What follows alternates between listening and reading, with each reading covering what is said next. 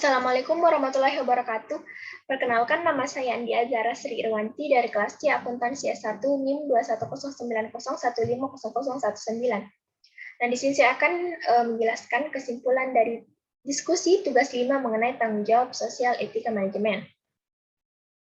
Langsung saja. Yang pertama, mengapa manajer perusahaan perlu mempertimbangkan tanggung jawab sosial perusahaan? Nah, terlepas dari pro dan kontra, pihak netral cenderung untuk menyetujui bahwa perusahaan perlu memberikan tanggung jawab sosial sebagai konsekuensi logis keberadaannya dalam lingkungan dan masyarakat. Hanya saja, tanggung jawab sosial yang harus dipikul perusahaan ini semestinya diatur dengan lebih baik oleh pemerintah, sehingga porsinya tidak terlalu menjadi kekuatan yang dominan di masyarakat. Namun bersama-sama dengan pemerintah dan masyarakat mewujudkan lingkungan ke arah yang lebih baik.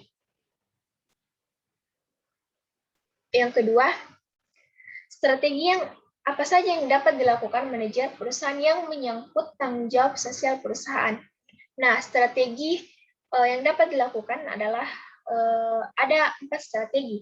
Yang pertama adalah strategi reaktif, yang kedua adalah strategi defensif, yang ketiga adalah strategi akomodatif, dan yang terakhir adalah strategi proaktif.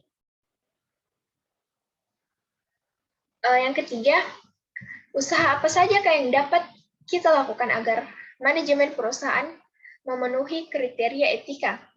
Nah, ada beberapa hal yang mungkin dapat dilakukan oleh perusahaan sehubungan dengan dorongan untuk melaksanakan etika dalam manajemen.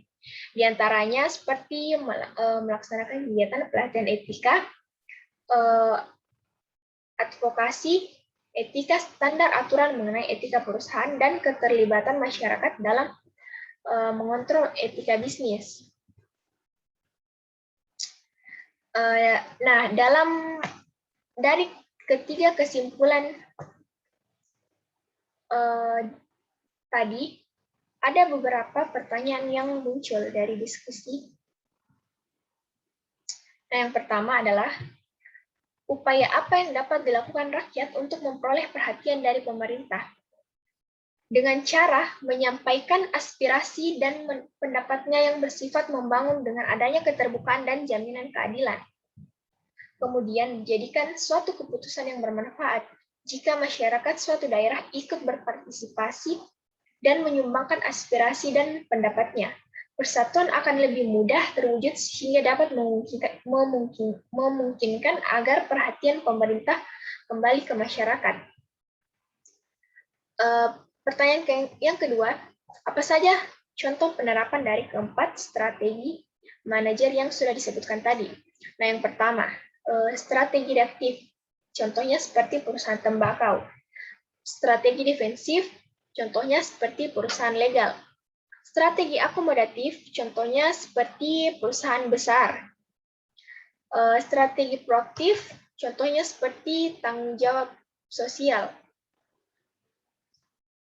Nah, yang terakhir, apakah sebuah perusahaan semestinya melakukan peran sebagai lembaga sosial? Jika iya, di mana letak tugas pemerintah? Perusahaan dan pemerintah mempunyai peran yang sama meskipun mempunyai perbedaan di bidang lain, tetapi di bidang lembaga sosial perusahaan dan pemerintah berjalan beriringan. Nah, itu dia tadi yang dapat saya sampaikan kesimpulan singkat dari tugas UTS kali ini. Kurang dan lebihnya mohon dimaafkan. Wassalamualaikum warahmatullahi wabarakatuh.